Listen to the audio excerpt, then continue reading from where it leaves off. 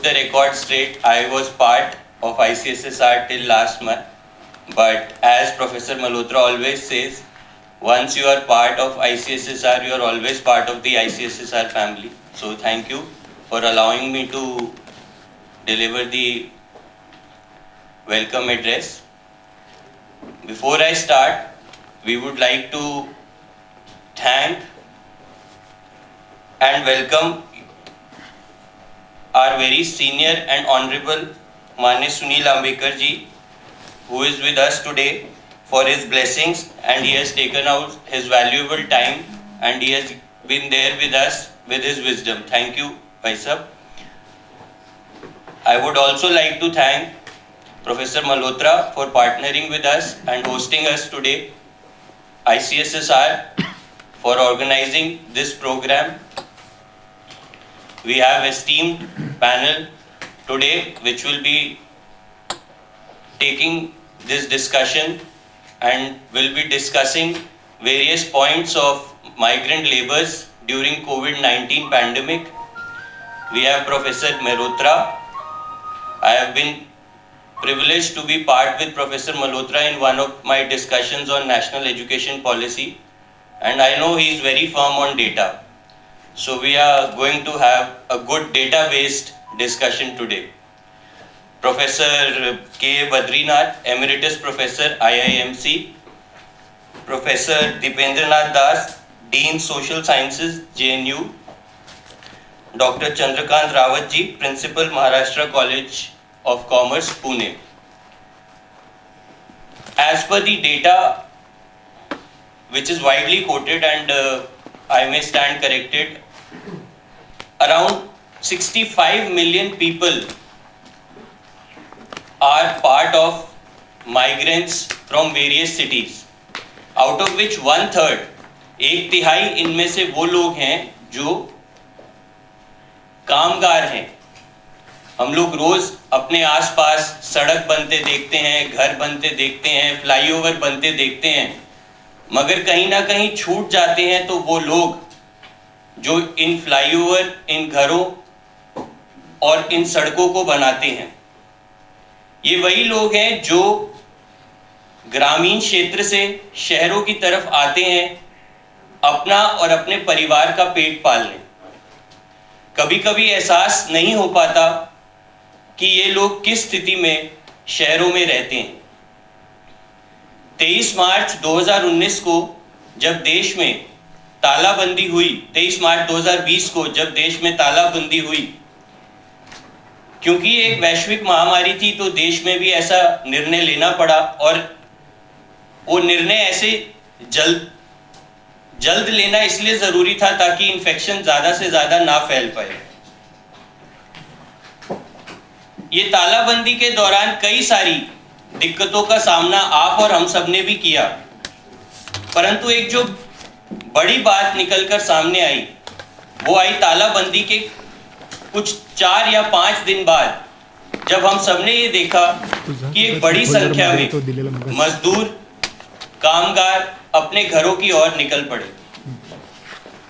एक छोटा सा अपना पर्सनल एक्सपीरियंस यहाँ शेयर करना चाहूँगा.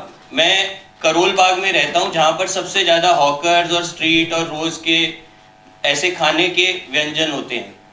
हमारे घर के पास एक कुलचा छोला की शॉप है जो 10 बजे लगाता था तो 1 बजे उसके पास मिलता नहीं था, मतलब लाइन लगती थी वहाँ. जैसे कि सब लोग कहते हैं और हमने बचपन से सीखा, ये दुनिया किसी के लिए रुकती नहीं है, तो दुनिया कोरोना के लिए भी नहीं रुकी और वो वापस भी आ गए और उन्होंने फिर से अपना कुलचे छोले का वो ठेला लगाना शुरू किया. तो आज से कुछ 1-1.5 महीने पहले जब मैंने उनसे बात की तो उनसे पूछा कि आप क्यों इतनी जल्दी चले गए थे, तो उन्होंने मेरे को एक बड़ी डिफरेंट बात बताई जो मैं यहाँ शेयर करना चाहता हूँ. उन्होंने कहा कि पैसे तो शायद मैं 1 हफ्ता या 10 दिन मैनेज कर लेता, लेकिन बीमारी का एक डर इतना ज्यादा था कि मन में एक शंका थी कि अगर आखिरी सांस लेना है तो परिवार के साथ ही लेना है.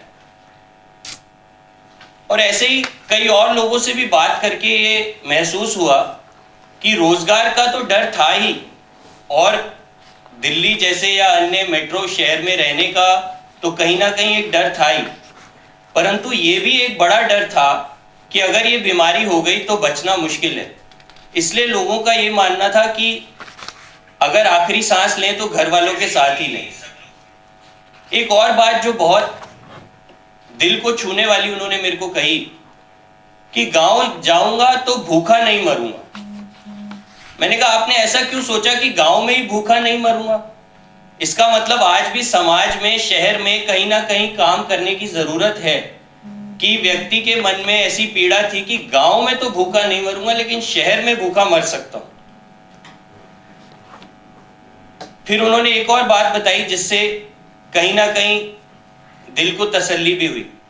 उन्होंने कहा कि बसें, ट्रेन तत्काल चालू नहीं थी तो ऐसे ही पैदल लोग जा रहे थे, हम भी निकल पड़े, परंतु रास्ते में पानी, खाना, सूखा अनाज देने वाले स्वयंसेवी संगठन और इतने सारे लोग थे कि ऐसा लगा कि शहर में भी रहता तो शायद भूखा नहीं मरता।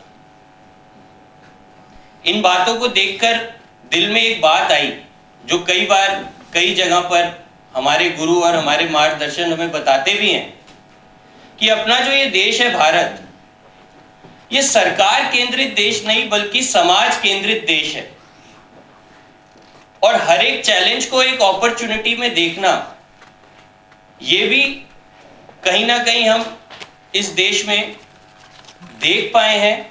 और इसी लॉकडाउन के कारण ऐसे कई अन्य बिंदु जो पहले शायद इस देश के अंदर या इस समाज में हम नहीं एहसास कर पा रहे थे, उन चीज़ों को हम एहसास कर पाए हैं कि समाज सेवी संगठन हो, स्वयंसेवी संगठन हो, वो सब एक दूसरे के लिए खड़े हुए।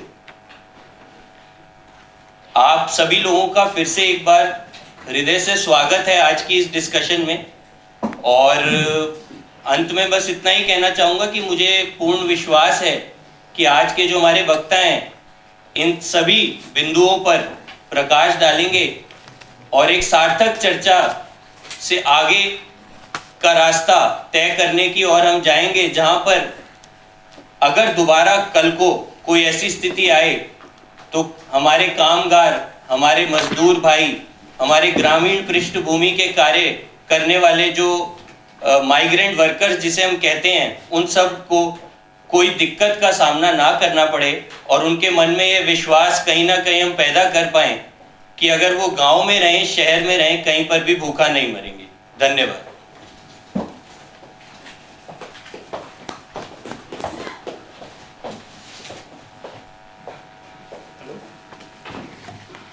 हेलो, धन्यवाद टंडन जी, आपने बहुत अच्छा वेलकम एड्रेस किया है। आपने कहा है कि समाज मतलब किसी के लिए रुकता नहीं है, वो आगे बढ़ता रहता है, और आपने जो बातें शेयर की वो हमारे लिए निश्चित ही फायदेमंद रहेगी। मैं एसएसएफ की तरफ से पुनः एक बार सबका स्वागत करता हूँ, और ये विषय हमने क्यों चुना इसके बारे में ब्रीफ आपको जानकारी देता हूँ। A huge and massive migration took place after COVID-19 in India, which reminded several of us migration which occurred after partition of India in 1947.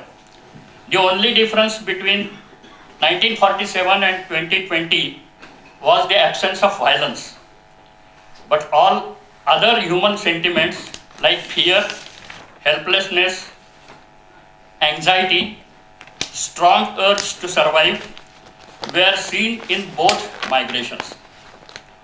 Another notable difference was protection and support to the migrants who were who were forced to leave their place of employment. The government came out with several remedial measures, while hundreds of organizations and individuals came forward to help the migrants who were facing unprecedented hardship and sufferings. We at Social Studies Foundation choose the topic for micro level study. Migration was the apt topic for SSF to carry out some study as it involves various topics of human life. They were not merely economical, but also social, political, cultural, and psychological. Migrants are always the worst sufferer as a compulsion to leave native place and shifting to another place for job. In almost all cases, the job opportunities are merely available in urban areas, while rural areas still depend on agriculture sector, which generates less job with less money. Migrants are the worst exploited class in the system, in any system. The exploitation was not merely economic in nature, but covers all aspects of human life. We cannot expect India to be a strong and healthy in all manners if large section of population is exploited. The topic is serious, which needs to be addressed with some immediate steps and some long-term solutions. All the migrants, irrespective of all the factors, are Indians. They are our brothers and sisters. And SSF undertook the study with apathy and commitment to our cause. Study was a huge exercise for which various organizations, individuals, scholars extended their cooperation. And we hope that the SSF study comprises all facets of migration caused by corona and will lead to some discussion helping decision makers to make India stronger and healthier. Now I request Shri Pramod Gosavi, the Director SSF, to welcome the dignitaries of the dais and introduce to our august body. Mr. Pramod Gosavi, Director SSF.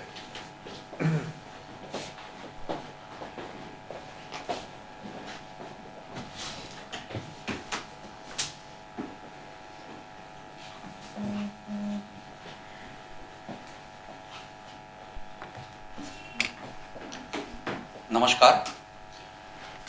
I will first give a small introduction of Social Studies Foundation and then proceed to welcome our guests. Sarvepi sukhina santu, sarve santu niramayah, sarve bhadrani pashyantu, ma kaschit dukkham apnuyat. May all be prosperous and happy. May all be free from illness. May all see what is spiritual uplifting.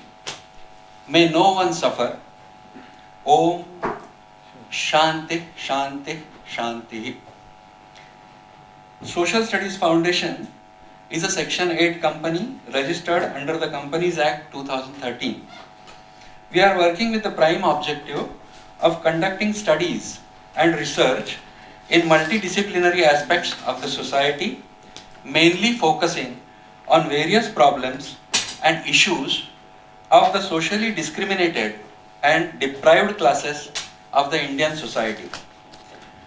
A lot has been done and is being done for the upliftment and progress of the discriminated and deprived classes and promoting social harmony. However, we feel that while a lot is being done, there is still a need to look deeply into the issues, identify the root cause, come out with solutions, and provide a strong narrative which is positive in nature and promotes a feeling of oneness and equality. We have been in operation since March 2019, which is just about 7 quarters. Keeping in view our prime objectives, we started with publishing articles written by various authors on the lives of saints, social reformers, and great people of India. This material is also being published through social and electronic media using video, audio clips, graphics, etc. We are into conducting research on topics which are related to the deprived classes, and today's report is one such report. We are happy to inform you that we have conducted 2 webinars in the last quarter on the topic Black Lives Matter, an Indian perspective. This had a participation from UK, US, South Africa and Australia, along with other participants from all over India. In February 2020, we held a conference on role of corporate sector in social inclusion of the socially deprived classes, which had a participation from corporates and NGOs. As we are progressing, I am sure we would be able to make a significant contribution in promoting the cause of deprived classes and mobilizing all the stakeholders in giving their best towards the upliftment of such class of people, bringing them at par with those who are socially well placed and promoting the feeling of equality and oneness in the society. With this brief introduction of SSF, I now proceed to introduce and welcome the eminent speakers for today.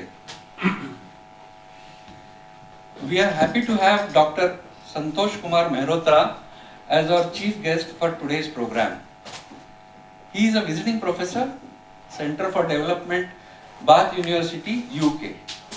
He was a professor economics at the Center for Labour, JNU. After an MA economics from New School for Social Research, New York, and PhD from Cambridge University, he was an associate professor of economics, JNU, head of UNICEF's Global Research Program at Innocenti Research Center, Florence, and chief economist, Global Human Development Report, New York. He returned to India to head the Development Policy Division of India's Planning Commission. He was also the Director General of National Institute of Labour Economics Research. We welcome you, sir. I request Sri Harish Soni to present a flower as a token of love from us.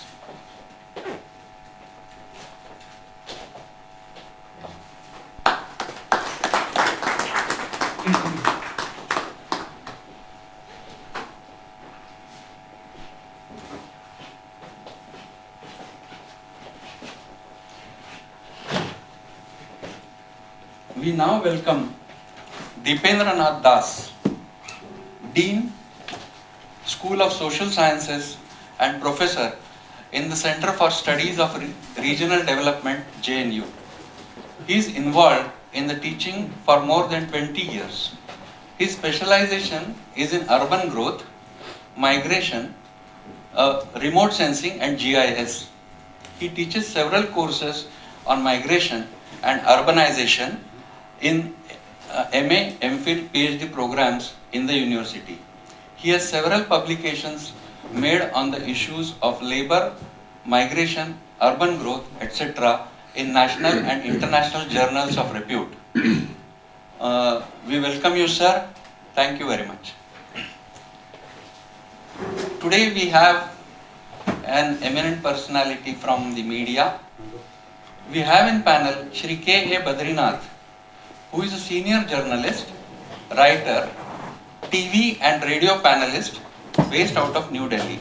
Shri Badrinath is a professor emeritus at Indian Institute of Mass Communication, New Delhi. Badrinath worked for several media organizations like Financial Express, Hindustan Times, Economic Times and Financial Chronicle. We welcome you, sir, and we are very glad to have you over here.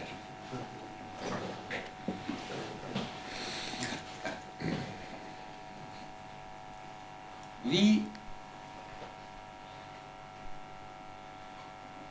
also have today Dr. Chandrakant Rawal, who is the principal of Brihan Maharashtra College of Commerce, Autonomous, Pune. Dr. Rawal has played a role in virtually all bodies of the university that one can possibly be a part of. He has either headed or been a part of a host of committees, commissions, and councils at state and national level.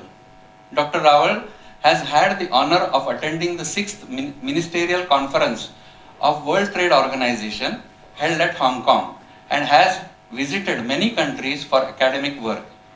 He has also been a commerce management teacher working in the field of marketing, human research, management and finance since 1984. Rich experience in teaching commerce and management at undergraduate and postgraduate level. We are happy to have you here, sir. I request Dr. Mehrotra to welcome Dr. Rawal. Thank you, sir. Thank you.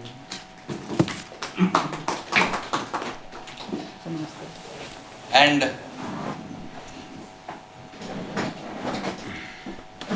we have on the dais इस सभी कार्यक्रम के कर्ता धर्ता Shri we के Malhotra, member secretary ICSSR. He has been a guide and philosopher to many who are doing research. He has a number of papers in reputed national and international journals in the areas of his interest. He has to his credit a book entitled Economics of Education, which is prescribed by many universities. He is on the board of Indian Council of World Affairs and a visitor's nominee to the court of Jawaharlal Nehru University, Delhi. He is also a member of the board of many renowned social science research institutes of the country and is also part of the executive of many international research bodies and associations. We welcome you, sir. I request Mr. Avinash Mule to present a flower.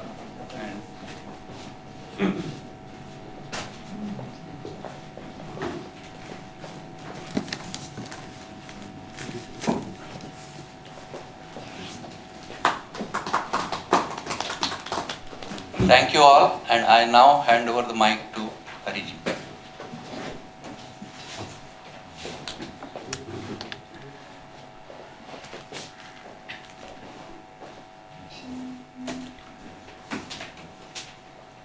Thank you, Pramukji. Now I will request Shri C.N. Rawal sir to introduce some of our authors who are present on the occasion, who have participated in our report with their well-researched articles and also present in this function. Shri Dr. C.N. Rawal. Namaskar, good morning to one and all. On behalf of the ICSSR and SSF, I welcome one and all. It's an honor and indeed a pleasure to have with us on the dais respected Shri Badrinath Ji, respected Shri Dipendra Nath Das Ji, respected Shri Mehrotra Ji, respected Shri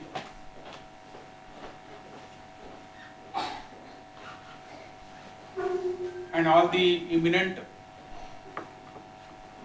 personalities.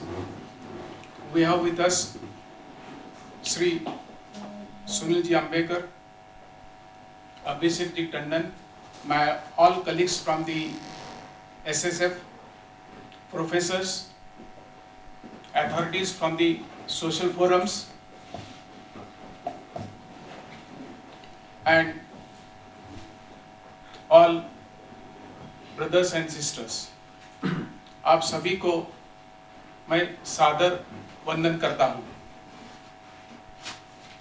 On behalf of SSF, we tried to have views and opinions on such important, most relevant topic, that is migrant laborers. And we are happy from different corners of the India, we could request and have articles based on statistical data from those who are having very rich experience in terms of administration, in terms of research, in terms of the social connectivity. We try to apply bottom-up approach for this. Today we have with us some of the contributors. We have today with us Shri Ravi Prakash Arora ji, retired IAS officer of the UP cadre. Subsequently, he shifted to Uttarakhand after formation of separate state and now settled in Dehradun. I request respected Shri K. Badrinath ji to honor Shri Arora ji. Arora ji, please.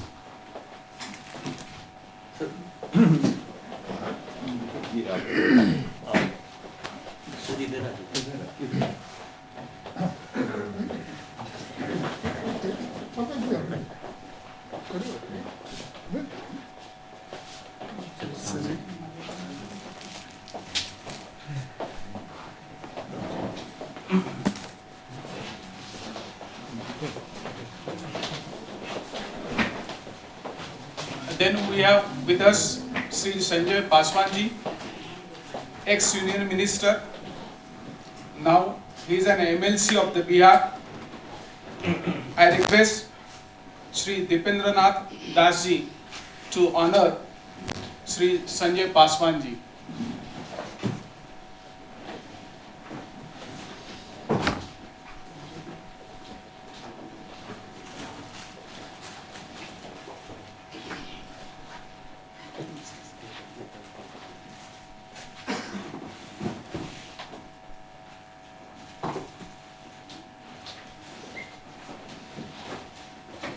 Advocate Vinod Divakar ji,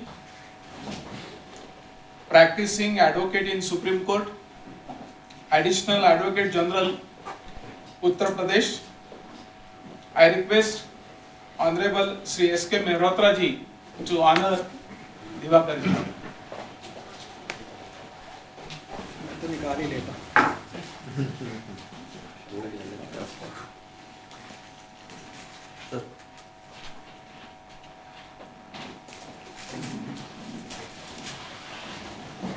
Thank you, sir.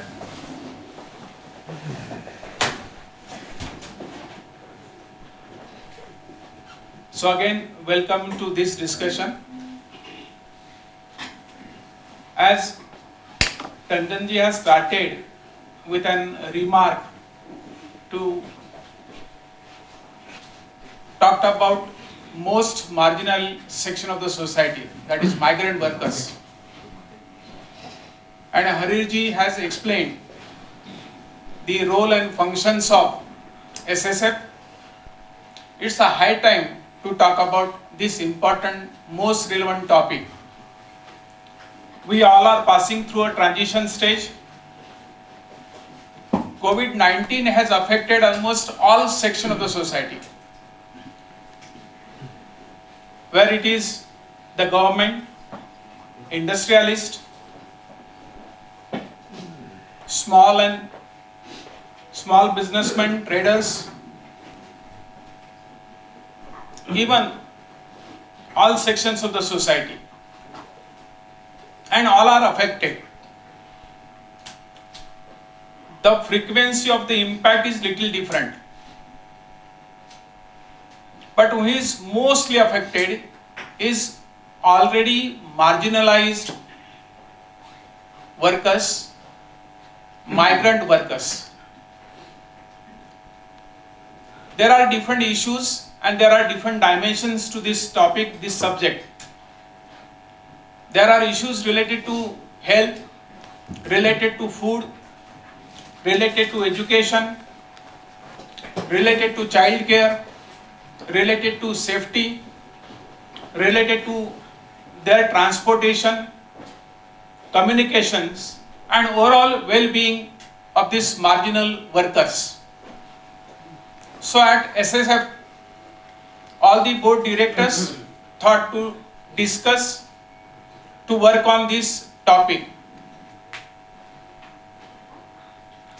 We tried to collect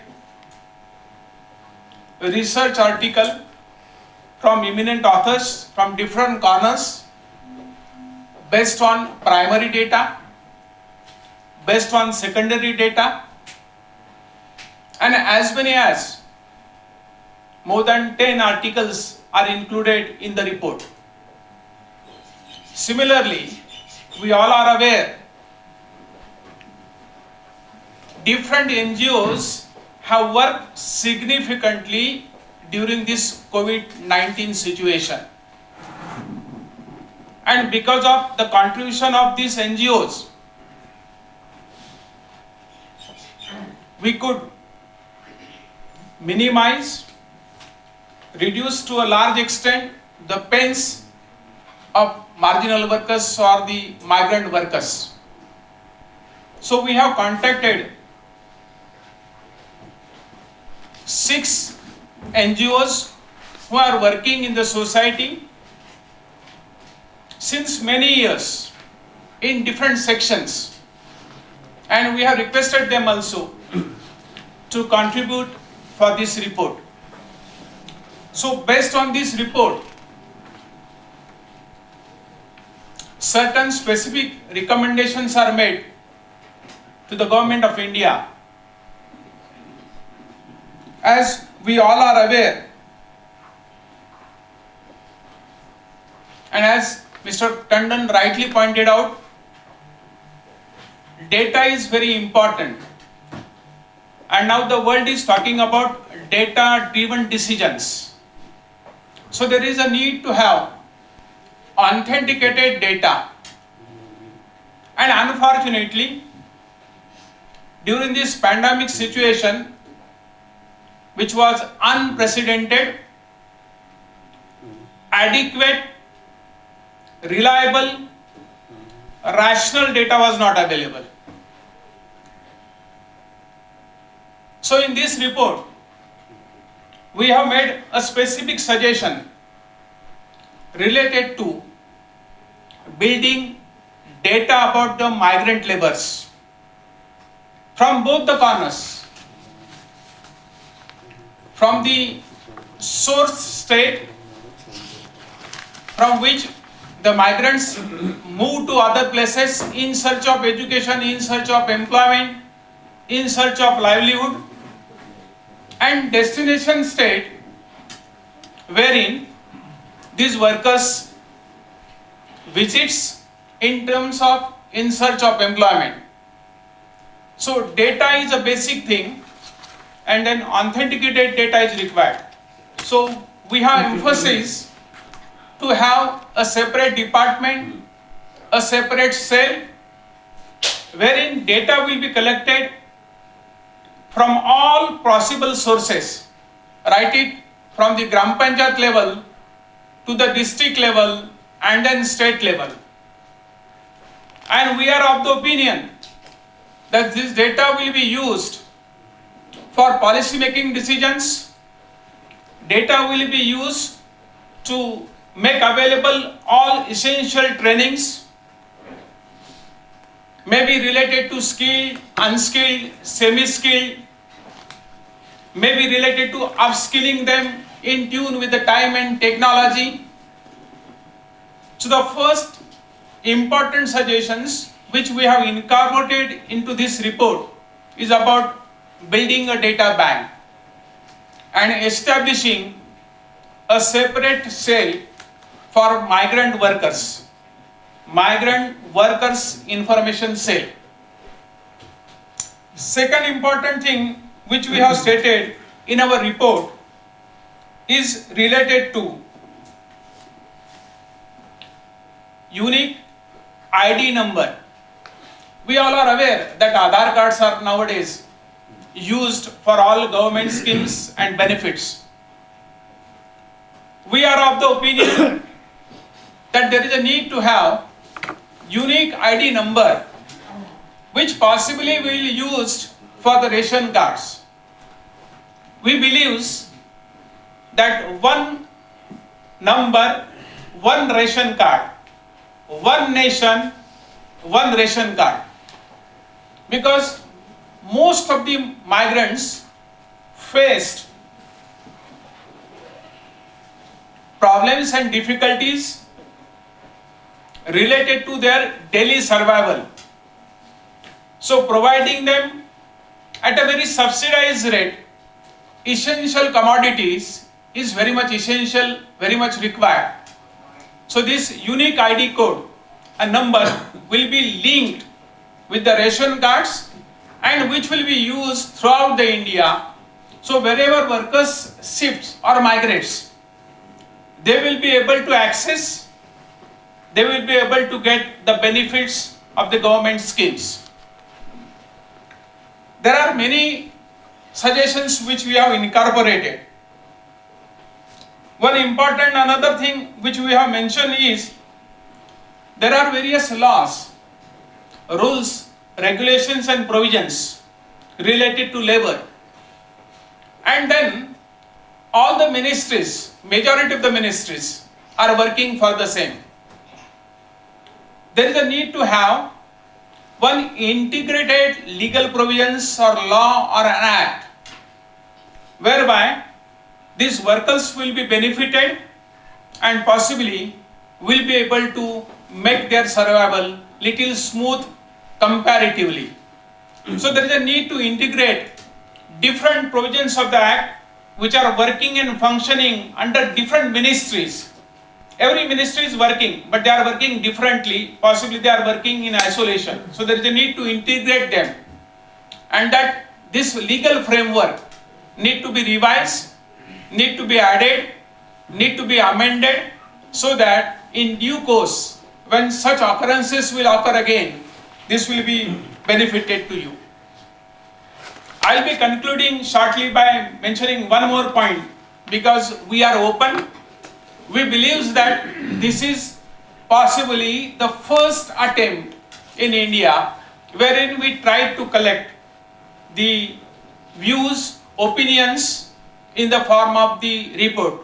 Hence the title of the report is an analytical study of the migrant workers during COVID-19. There are different provisions by the central government as well as by the state government for different sections of the population. To name an example, smart cities. And such provisions are used for that specific cause. We are of the opinion that there is a need to include certain specific amount in all such provisions for the migrant workers, which will take care possibly their housing, possibly the education of their children, and possibly upscaling of their skill and competency. I am well aware that this is our small attempt, and I am also aware that SSF is an instrument to bring the discussions more inclusive, more rational. Hence, such type of program is arranged. So with these words, I request all of you to contribute. Our numbers and our details are given on the boards, wherein we all will be able to make more rational, more practical, more implementable suggestions to the central government as well as the state government. There is a need to apply an integrated approach irrespective of our political differences, above the political parties, and we must work together for the common cause to help most marginal section of the society, that is migrant workers. So these words, I stay back. Thank you. Thank you for your patience hearing.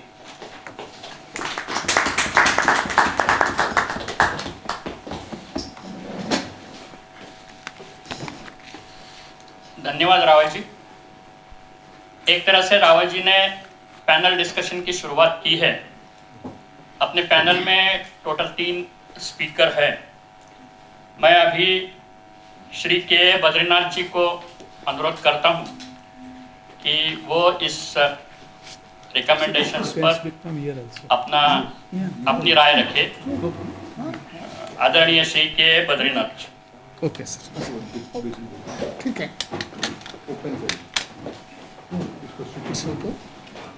या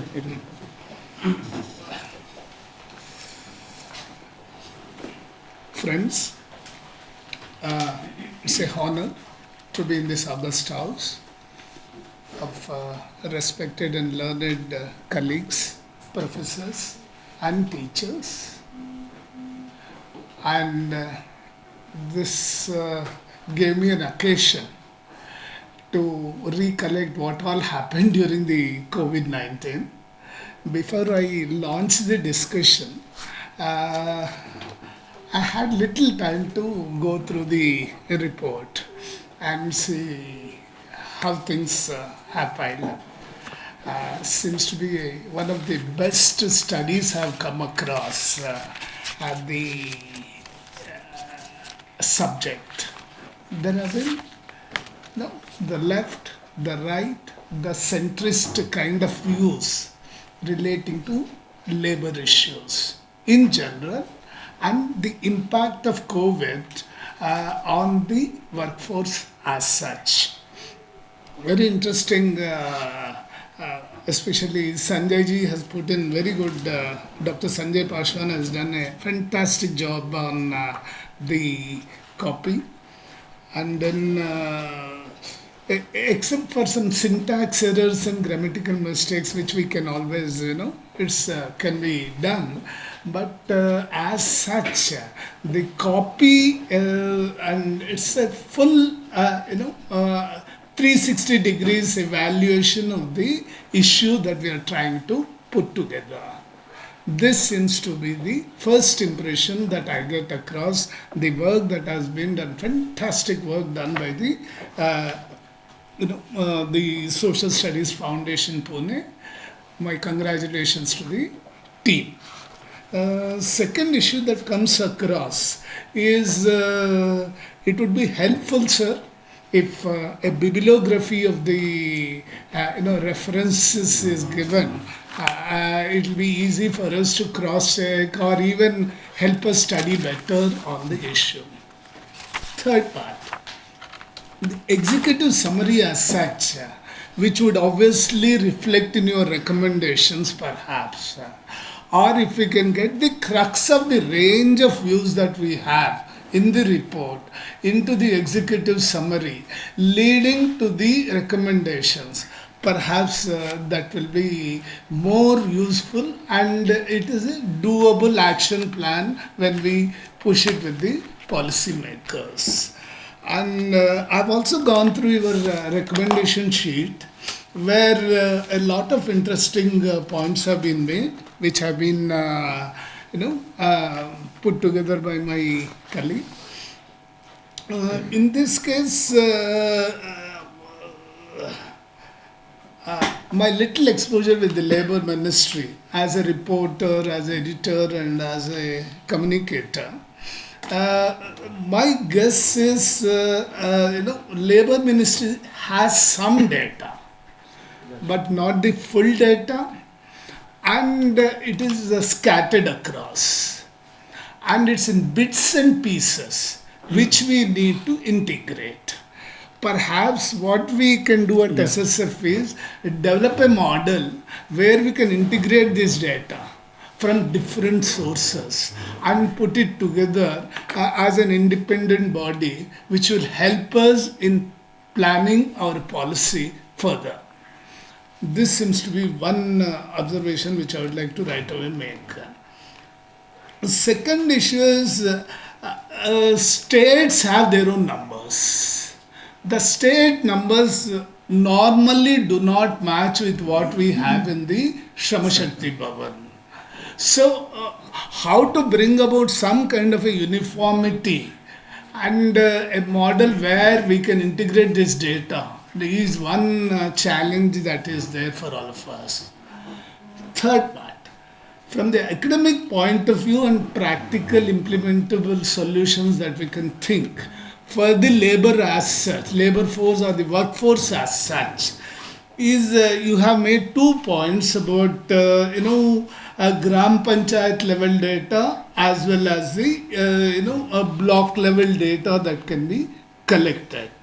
Yes, now there is enough infrastructure down up to the Tahsil level or down further because of the various development or financial inclusion projects that have been launched by the states and center.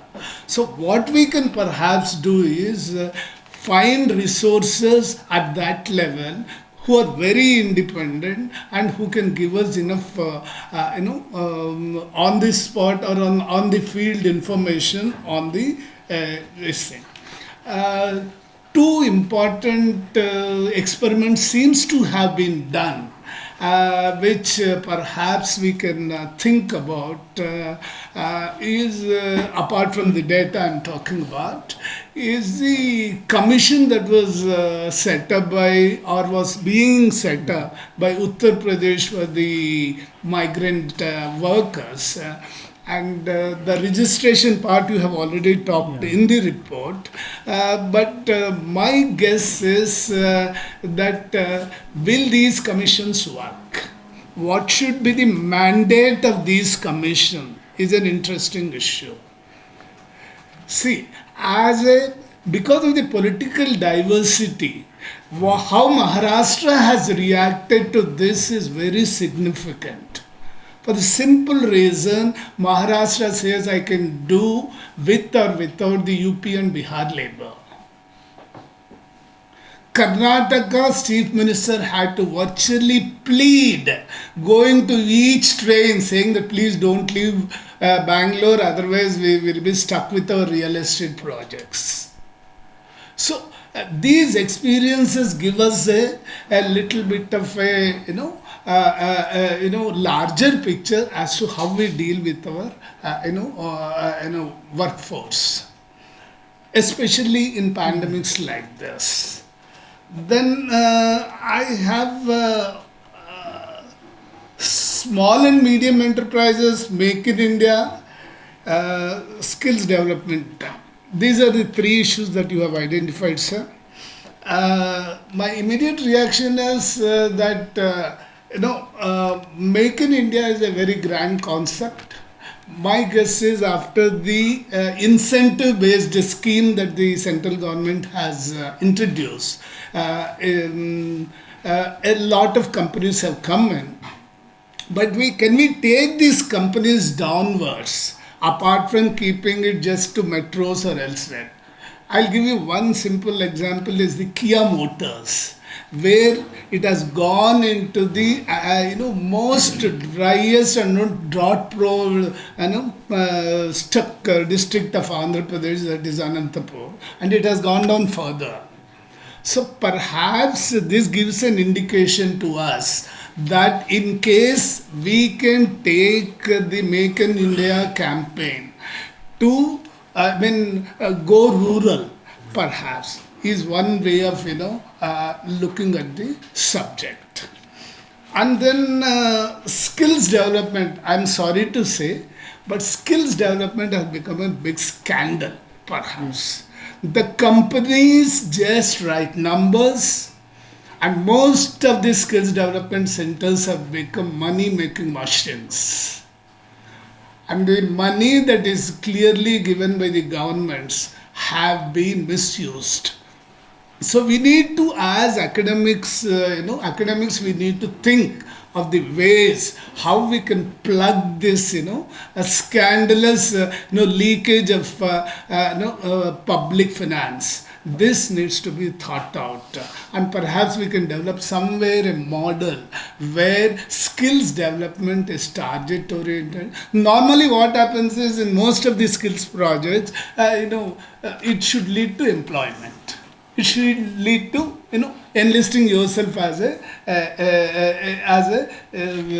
employable worker. But letters are given out. He is back to square one. And whatever skills he has developed, has he put them to use? Is there a scientific study?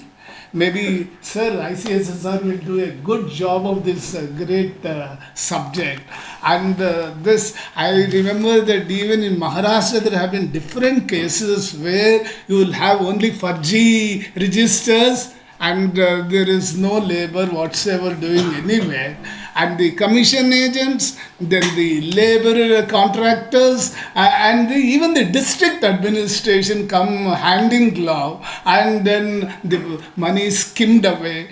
Even from the bank accounts of the laborers, even if you do the direct benefit transfers. So my guess is that we need to look at this as when you talk about skills development, sir, I would want to. Startup India, there are very good live examples where village-based innovations are working. And it's not that the innovations or startups are limited to cities, but if we can expand this matrix of startups to maybe suburban centers and go beyond, the migration as a permanent issue can be tackled. COVID-19 has given us an occasion to rework our policy framework for, on the migration of our labor force. And you have talked about one nation and one ration card. Because the migration, I think it's already under implementation.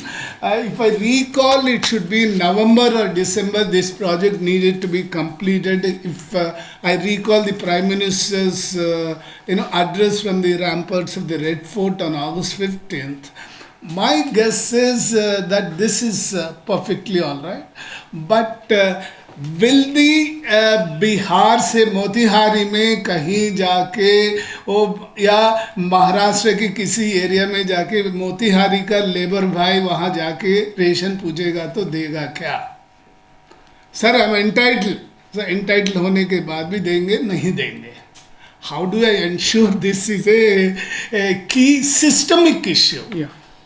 Systemic issue where academics have to think about how we find solutions for these practical problems on the doorstep.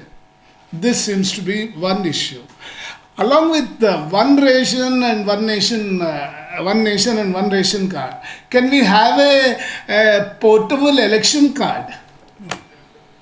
Why should the migrant labor be denied the right to vote and have their representatives? Many of the Bihar and UP or even Andhra labor can't vote because they are somewhere else. Why should they be denied that right?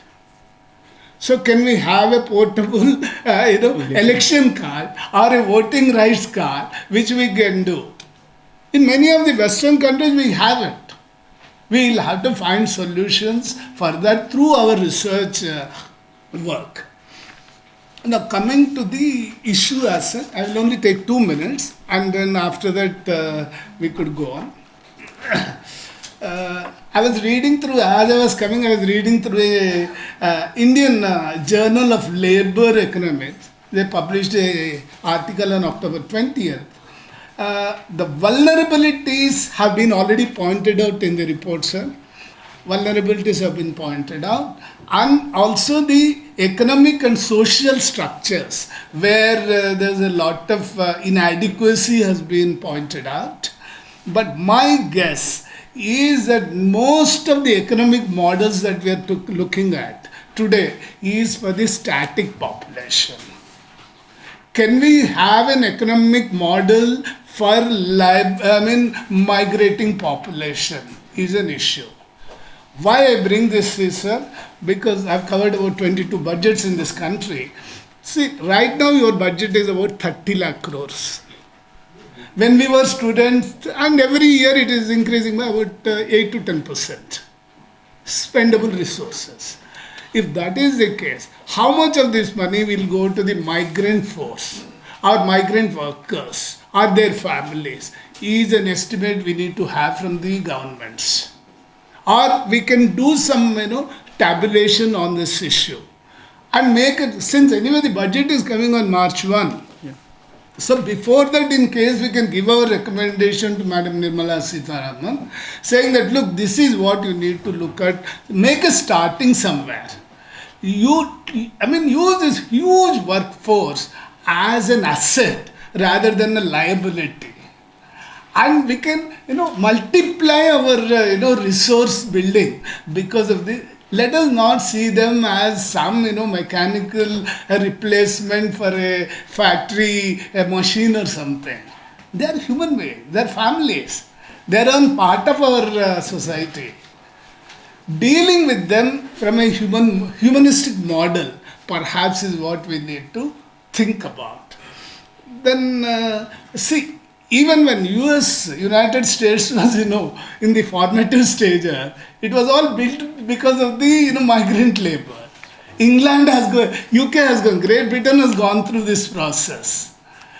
And even today, migration is not a one-time issue. It is an issue which is going to be there forever. Always looking for aspirational person or an individual will keep on moving. And you don't need to expect people to stay at one place. Hello. Let's look at this as a dynamic issue and let's try and address the issue accordingly. When coming to the economic model that I think we should go for, my guess is that Antyodaya is the only solution. Reaching out to the last man standing, wherever and whenever and however he is the only way that is going to work. Neither the capitalist model nor the so-called labor model that our communist friends talk about have worked.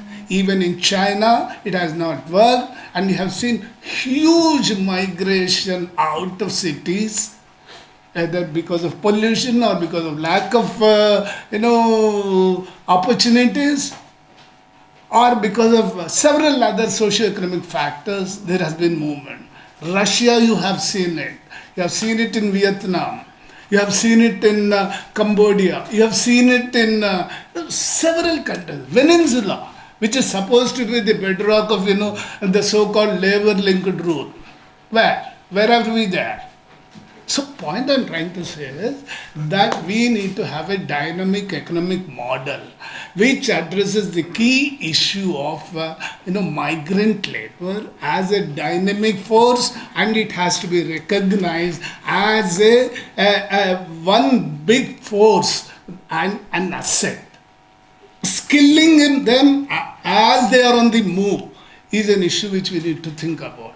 Normally skilling क्या करते हैं हम एक कोई गांव में जाते 10 लोगों को लिया, पकड़ लिया, कुछ करा दिया 1 वीक में और सर्टिफिकेट दे दिया और उसके बाद उसका क्या हुआ पता नहीं.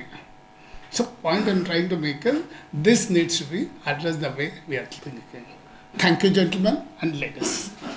Good day.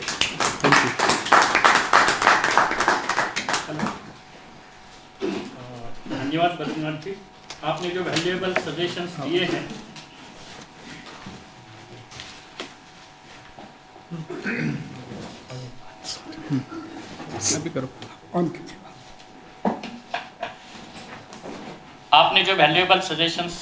दिए हैं वो हम डेफिनेटली हमारे अगले इसमें इनकॉर्पोरेट करने की कोशिश करेंगे.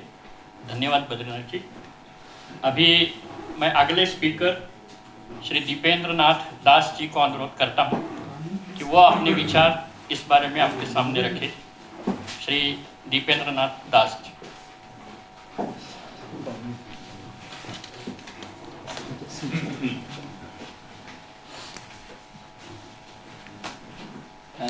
Regards to all the co-panelists in the dais and all my colleagues and friends in the audience.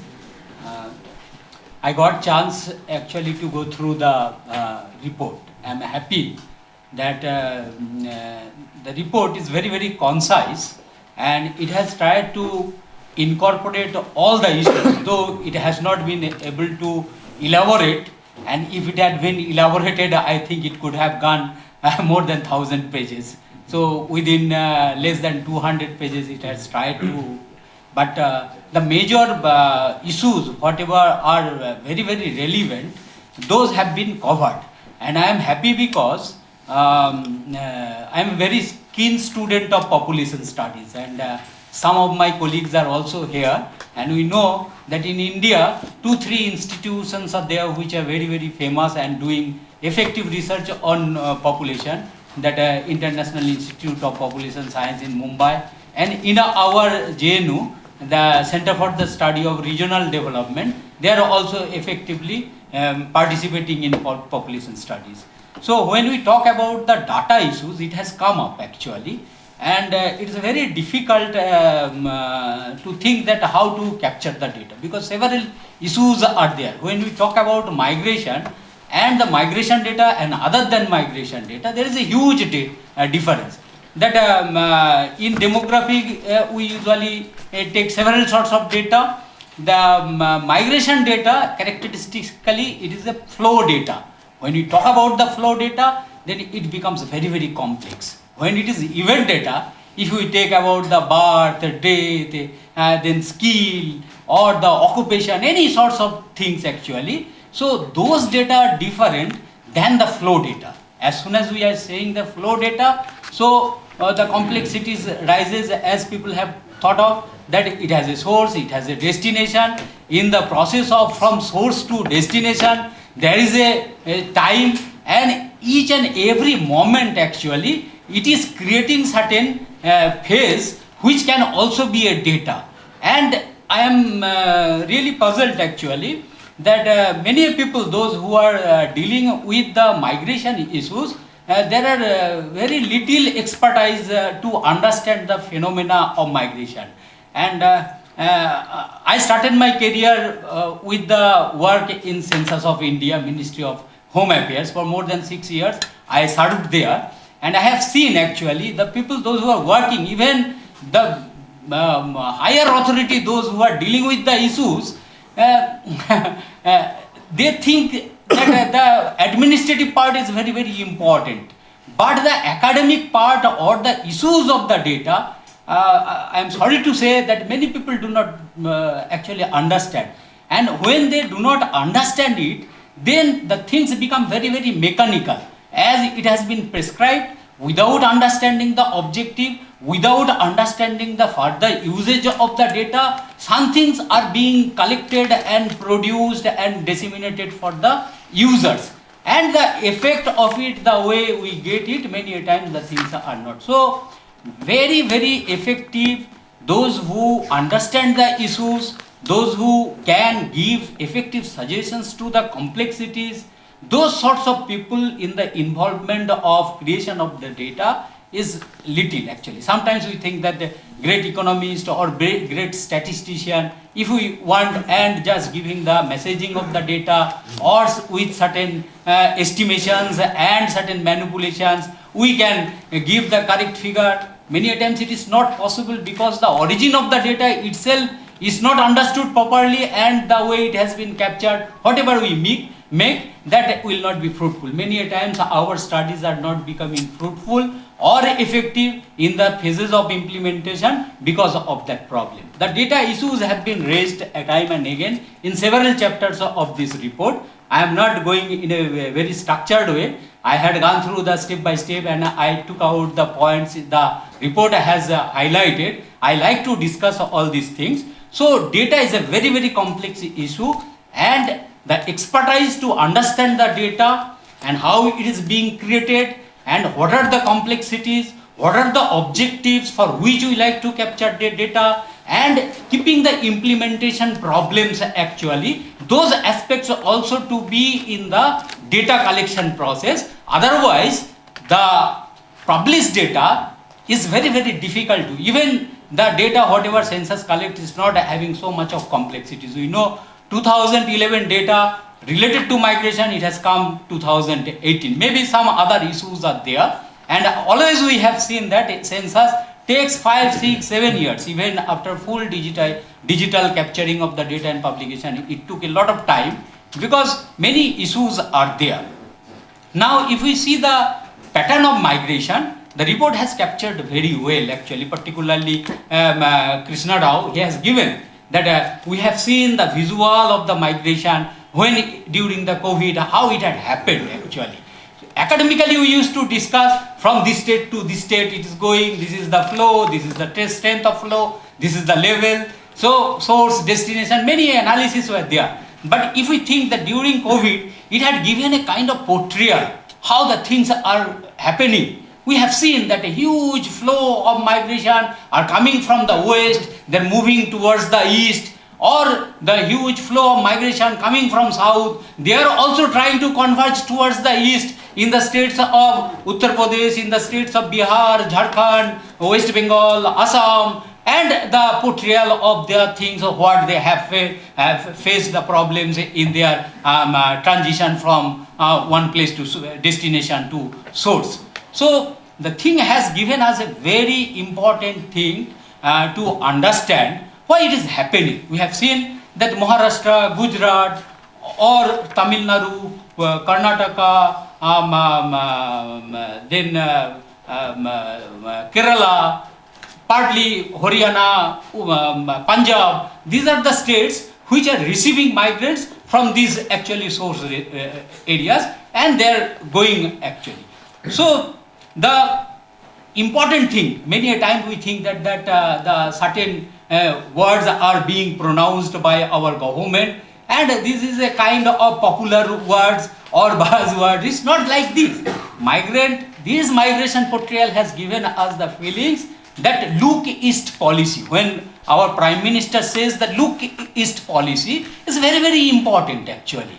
And see the areas, Uttar Pradesh, Bihar, West Bengal, Assam, whole actually eastern side is really actually a problem. If we think that our human body is like of our country actually, then if we think that my right hand or left hand or some fingers of my legs are not working, then I cannot get the full efficiency of my body for the development. So keeping a part actually which is not moving at a same space, the way our Indian development trajectory is moving, then it's not possible to achieve our objective that we want to have a very, very respectable and commanding positions in the global order. It's very, very difficult.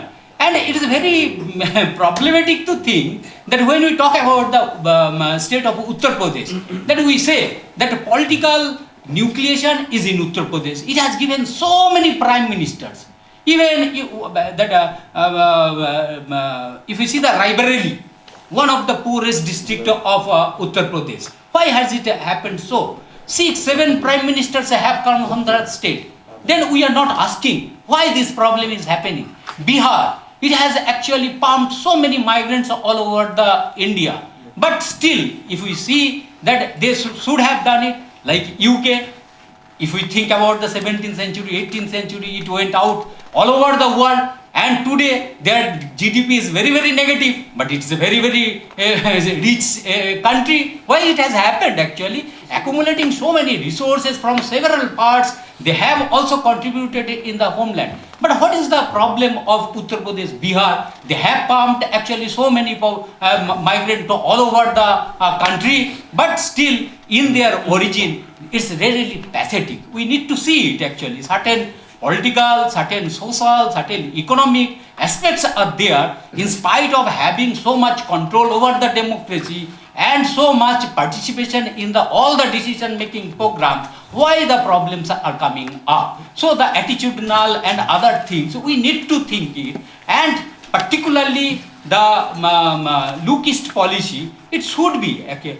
A few days ago, our Home Minister had visited West Bengal, though there is no chapter in West Bengal in the study, but I thought that it would have been very fruitful to take West Bengal situations, because now West Bengal is also giving certain replications what is happening in other states, and we think that the problems in those states are also actually, in terms of share of the India's burden, is huge. If we can solve the problems of UP and Bihar, Jharkhand, West Bengal, I think 60-70% problem of the country will be solved. And what he was talking, that we need a kind of ecosystem for the development. And we cannot just pinpoint that we need to take up the issues of the migrants, we need to take up the issues of the agricultural labor, we need to take up the issues of the informal sector. It's not like that. And as I told, that it is a system, and all the systems are actually related to each other, and everything has to move in together in coordination of each and ingredients and the aspects of development. So all the aspects should actually, and there he talked about many things actually. He talked about agriculture and MSME, then return migrant and MSME, and the industry and agriculture, industry and the world trade and the geopolitical relationship. And it was really fabulous. I was seeing actually, and he told within 2-3 minutes in terms of answering to the questions of the some journalists. He just told 2-3 minutes that we need to have a kind of ecosystem of development, not the things we have to do it in a piecemeal basis. And one of the very important thing is that the COVID has given us the lessons that taking a huge part of Uttar Pradesh, Bihar, Jharkhand, Odisha, West Bengal, Assam and whole Northeast actually will not be able to resolve a lot of problems of the country. That in 70s, 80s and part of 90s, when we were student, we used to think of that Bimaru Bimaru. Professor Ashish Bose had coined that terminology, and we are bogged down with that thing. Actually, so it used to say that UP, Bihar, Rajasthan, Madhya Pradesh, these are the culprits of the problem of underdevelopment. It's not actually. This thing has shifted. Now the problem has actually gone far deeper towards the east, and it has made a kind of blind alley, and the report has pointed it out. I am happy that though it has not given much of the elaborations, but suddenly it has winked at that problems, and it has given the clue that in national level we need to see the geographically these are the areas geographically. Now what are the aspects in those geographical areas we need to take it up? Those are obviously political aspects is very, very important. Whenever we try to do anything, as it was being stated, the data, that the digitizations of the data is very, very important. When government says that this is our objective and we like to have the digital thing, then you will find that so many far and row is there, that how to actually make it failure, that it should not happen. If you say a unique ID card, if he says that portable voter card or portable PDS card, actually ration card, then Aadhaar card, where everywhere, why so much of tussles are there? Then one feeling actually gives me that the objective is to have the betterment of our development and give a very, very good livelihood to each and every citizen of the country. Then why the objections is there? Are we doing certain corrupt practice? Are we afraid of doing certain malified and things which are not permissible by the society and the state? Then if those are not there, why the resistance are there? And a lot of resource, energy and efforts are going in waste just to counter all these things actually. If you see it, and those who are in the implementations of the policies and programs, they will find that objectives are very, very good. Resources are also, there is no doubt, but problem is that there are so many bottlenecks in terms of resistance which are useless actually, and how to counter them. That in a democratic system you cannot tell that I am giving the, we must have to accept it, it's not possible. But at the same time we find that though whatever are being said, that you can raise a question that you might have certain bad intentions, you might have certain problems of getting choked, that you will not be able to practice your corruption deals, or it will be curbing the criminal activities. So in data problem, when we talk about the digital thing, those problems are there. And migration is coming in a, I am afraid actually, I will try to concise as so it has come that 6 pillar, as it has told in the report. Actually all the economy, infrastructure, technology, demographic skill or dividends, along with the demands, the 6th pillar can be migration. It's no doubt actually. Now we are in the age where the migration and urbanization already we have accepted, this is contributing to the huge percentage to our GDP. More than 60% GDP is coming from urbanization. But thing is that we can also give a lot of pump to our agriculture and make a kind of balance, that how the agricultural things has gone down in terms of its contribution to the GDP. It's not that urban is very good and it's a very value adding and effective sectors of engine of development. It's not like that actually. We have neglected a lot to the agricultural sectors. See, after green revolution, whatever we have got a bumper in the crop productions, then we have not tried to diversify the crop production. Problem is that certain crops which are coming at a very high level, we know that what the nutrition purpose, those are there, but we need to have the diversification of the crop, so that we can make a balance between the demand and supply. And there are certain crops actually which can be used not only in the country for the making agricultural sector very dynamic, but also grab certain global market. What China is doing actually, they have diversified it apart from the food grains, and therefore now another problem is that in agriculture, APMC actually, if it is not possible to actually go away from APMC, we need to have certain control, like industrial goods, wherever you go. And even we had visited the remote parts of the Ladakh, then we in 90s and even in some first decades of 2000, that some industrial, even green product or certain potato chips, you can find it there. But certain agricultural goods, you don't find that within the state, not only within the district, it is stuck. So the way it has been proposed, so many misinformations are there. To make agriculture sector very dynamic, it's very effective. Whatever the producers are coming, it is not on the producers of that particular block or the district or the state, but it is the producers for the country as a whole, but also it is the producers for the global market also. And from there, we need to make a little bit of actually flexibility in APMC, or if it is not possible to go away totally from it, that sector should be, and the farmers and agricultural people should be made understood that whatever they are doing and they are producing, those are very valuable. Since it is not linked or they are not in position. I am coming from West Bengal, and we have seen actually since my childhood that in 80s, 90s,